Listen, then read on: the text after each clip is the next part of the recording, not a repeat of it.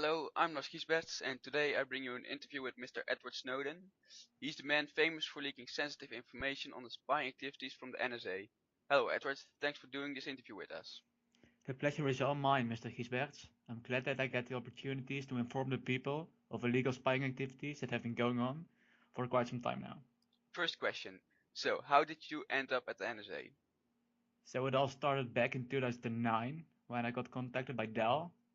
I was a contractor for multiple government agencies and I helped them defend their computer systems against Chinese hackers. Then in March 2012, I was sent over to Hawaii Regional Operations Center where I would monitor China and North Korea. And how did you go from that point to the point where you were leaking information? Well, actually, it all started back in April 2012, while I was still active at Dell. I started downloading documents considering the electronic spying programs of the US government, and then I was working for the NSA, and I'm not proud of this, but I managed to convince some of my coworkers to give me their usernames and passwords, and I pretty much told them it was for IT purposes, and they just gave it to me.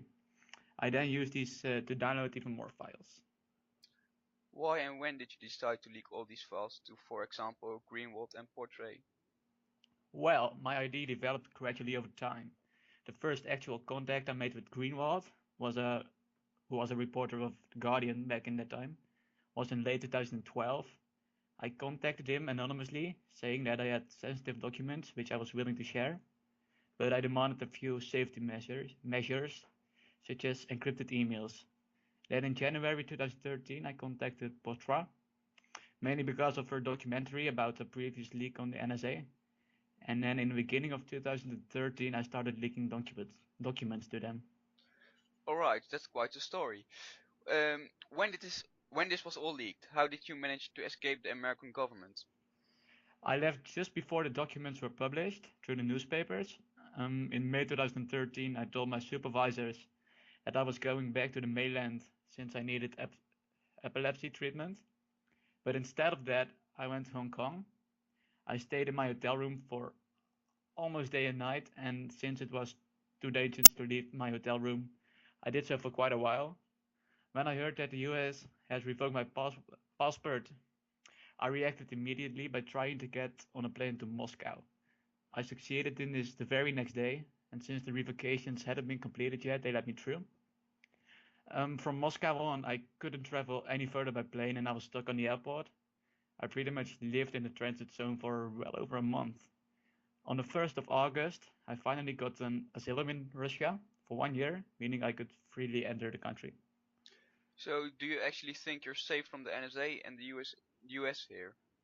Well, I actually feel pretty safe right now, but God knows when that will change. I guess we'll see. About that future, what are your future plans? Are you planning on staying in Russia or will you go back to the US? I'd rather go back to the US, but that is just not possible in the current state of matters. My lawyer says that they are currently busy trying to make it possible for me to move back to the US once again, but I'm not sure how that will work out.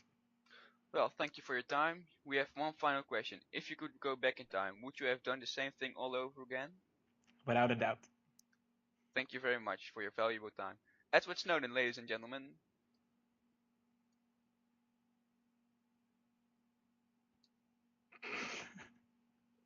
Oké, even ophangen en dan kun je opnieuw bellen als de MP3 af.